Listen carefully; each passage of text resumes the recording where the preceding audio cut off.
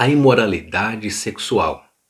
A vida humana e a sexualidade tornaram-se as questões morais divisora de águas do nosso tempo.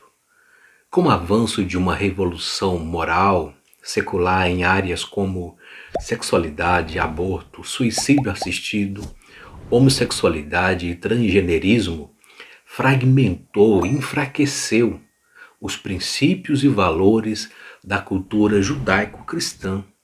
Os valores bíblicos que influenciavam as sociedades ocidentais há alguns anos estão sendo sorrateiramente substituídos por pensamentos humanistas com a finalidade de atender os anseios libertinos de alguns setores que encaram as ideias conservadoras e as boas práticas familiares como retrógradas. Assim promovem a contracultura e fomenta a revolução sexual. Entretanto, com a justificativa que era necessário haver uma quebra de tabu na sociedade, muitas práticas antes vistas como imorais foram sutilmente aceitas como normais. Logo, com o advento da internet, nessa era digital, o mau uso das redes sociais potencializou a imoralidade sexual em vários contextos e segmentos da sociedade, com o objetivo de despertar a sexualidade e a erotização precoce nessa geração, levando-os a um vazio interior que só Deus pode preencher. O resultado tem sido a inversão de valores e a deterioração da família, a base da sociedade. Diante de tais mudanças, a igreja não pode estar à margem de discutir esses assuntos que, apesar de elevado nível de complexidade, não estão distantes das famílias cristãs que prezam pela preservação dos bons costumes, pautado em nossos dogmas, na declaração de fé em conformidade com a palavra de Deus. O apóstolo Paulo escreve aos Romanos no capítulo 12, versículo 2, dizendo: "E não vivam conforme os padrões deste mundo, mas deixem que Deus os transforme pela renovação da mente, para que possam experimentar qual é a boa, agradável e perfeita vontade de Deus."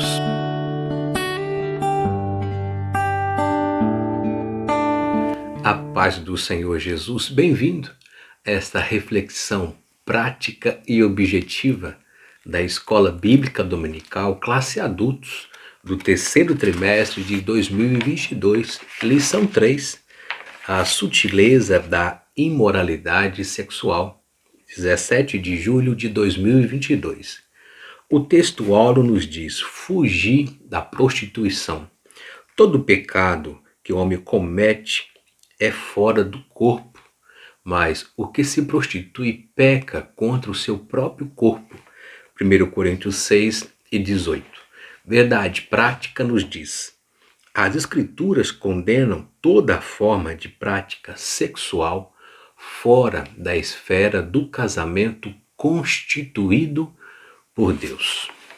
Introduzindo esta reflexão, EBD, a presente lição tem o objetivo de destacar o processo de distorção da moralidade sexual que a sociedade pós-moderna vem passando.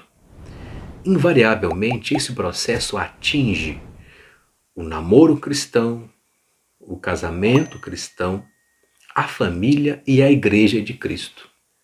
No contexto histórico da denominada Revolução Sexual, percebe-se a banalização do sexo pré-conjugal, do extraconjugal e, consequentemente, a normalização da homossexualidade. Práticas antes vistas como pecaminosas e até mesmo criminosas passaram a ser tratadas como naturalidade e normalidade. Contudo, nesta cosmovisão libertina, globalista, da contracultura, é perceptível o aumento da imoralidade. pois este mundo jaz no maligno. Todavia, apresentaremos o padrão bíblico da moralidade sexual cristã. Um novo paradigma para a sexualidade é o paradigma judaico-cristão que moldou a cultura ocidental durante séculos. Dentro desse modelo cultural, os valores morais prevalecentes eram aqueles extraídos da Bíblia e inferidos a partir da palavra de Deus. Nesse aspecto, a sexualidade humana era vista como algo sagrado e que, portanto, deveria ser exercido dentro dos parâmetros estabelecidos por esse modelo. Havia, portanto, uma visão conservadora sobre a forma como a sexualidade deveria se expressar. No entanto, desenvolve uma quebra de um tabu. A partir dos anos de 1960, o Ocidente passa por grandes mudanças sociais e revoluções. Os movimentos de contestação, principalmente da moral cristã, ganham cada vez mais visibilidade com a chegada da TV, a contracultura, chega com muita força e de muitas outras formas presente nos lares. Assim, a sexualidade, conforme defendida pelo cristianismo, passou a ser considerada um tabu a ser quebrado. E a partir dos anos 1980, cresce a indústria pornográfica e a relação sexual antes do casamento torna-se uma prática cada vez mais aceita, sentindo a pressão social e cultural muito dentre os evangélicos passam a fazer concessões a essa nova moralidade. A relação sexual entre pessoas solteiras, o relacionamento extraconjugal e a homossexualidade passa a ser visto como algo comum com mais naturalidade. E nós, frente à Bíblia, não concordamos com esses princípios que ferem a palavra de Deus, a santidade de Deus.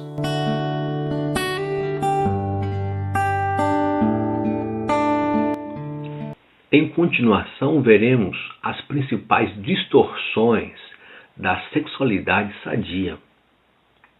A prática da fornicação. No contexto evangélico, o termo fornicação passou a ser entendido como a prática não aceita e reprovável do sexo antes do casamento, realizado por pessoas solteiras. Em 1 Coríntios 6:18, Paulo usa o termo com os sentidos de fornicação e prostituição, considerando como prática pecaminosa e extremamente maléfica para a vida cristã. No segundo ponto, veremos o adultério. Atualmente não é crime, mas é pecado. O adultério já foi considerado crime pela legislação brasileira até a revogação da lei que o regulamentava. Hoje não consideramos mais um crime frente à lei. Contudo, à luz da palavra de Deus, não deixou de ser um pecado. A Bíblia Sagrada reprova veementemente a prática do adultério no caso do rei Davi, segundo Samuel 11:1-5, temos aí o exemplo, bem como em Provérbios temos diversas advertências contra o adultério. Provérbios 5:1-23, o próprio Jesus e os apóstolos condenaram o adultério. Mateus 5:31 e 32, 1 Coríntios 6:9. Na sequência, homossexualidade, uma contradição da ordem natural. Os cristãos que têm na Bíblia a sua única regra de fé compreendem a homossexualidade como um comportamento adquirido e não como um determinismo biológico ou social. Não há nenhum dado científico confiável que diga que a homossexualidade seja genética. Em outras palavras, não há como dizer que alguém nasce homossexual. A homossexualidade é um comportamento adquirido e vários fatores fazem parte desse processo. Assim, os cristãos conservadores que amam a palavra de Deus e o corpo de Cristo entendem que a reprovação da prática homossexual se dá por conta de esta ser contrária à ordem natural da criação, conforme registrado na Bíblia Sagrada, em Gênesis, e não um fruto de preconceito. Aí temos as referências de Gênesis 1 e 2, Romanos 1 e 26, 1 Timóteo 1 e 10. O Senhor, ele rejeita a prática pecaminosa, mas ama o pecador. Aleluia. Chegando ao final desta reflexão, vamos para o terceiro tópico, o padrão bíblico para uma sexualidade sadia. No entanto, o sexo atende uma necessidade da criação. Uma das principais razões da prática sexual está associada à procriação. Deus disse para o primeiro casal se multiplicar e encher a terra. Gênesis 1 e 28. Sem a procriação não haveria a perpetuação da espécie humana. O sexo, portanto, atende a uma necessidade premente da criação, nosso Deus. Em continuação, o sexo como complementação e satisfação. Além da procriação, o sexo deve atender à necessidade de satisfazer aquele casal. A Bíblia não condena a prática sexual quando ela é experimentada dentro dos limites que o Criador estipulou. O casamento, conforme Mateus 19 e 5. A maneira que o Criador deixou para guardar o casal contra as suas mais diferentes formas de impureza, como a fornicação, o adultério e a homossexualidade, que foi o sexo praticado dentro da esfera do casamento, um casamento monogâmico e heterossexual. O sexo no casamento cristão deve ser desfrutado com amor, de forma que o casal se sinta satisfeito e realizado, conforme Provérbios 5, 18 e 19. Na continuação, como deve ser o pastoreio cristão e a prática homossexual. Mesmo reprovando o comportamento homossexual por ser incompatível com os valores cristãos, a igreja não deve, de forma alguma, deixar de enxergar a pessoa do homossexual como alguém que foi feito à imagem e semelhança de Deus, conforme Gênesis 1 e 26, e que, portanto, também por ele foi amado, João 3 e 16. A igreja, portanto, não deve rejeitar o homossexual, como não deve rejeitar as demais pessoas que agem de forma contrária à Bíblia Sagrada, aos valores cristãos. Todavia, por acreditar que a homossexualidade deve ser vista como um comportamento adquirido e que, como prática, afasta-se daquilo que preceitua a Bíblia sobre a correta expressão da sexualidade, ensina e ordena que abandona, ou se abstenha dessa prática por estar na fé cristã ou se converter à fé cristã.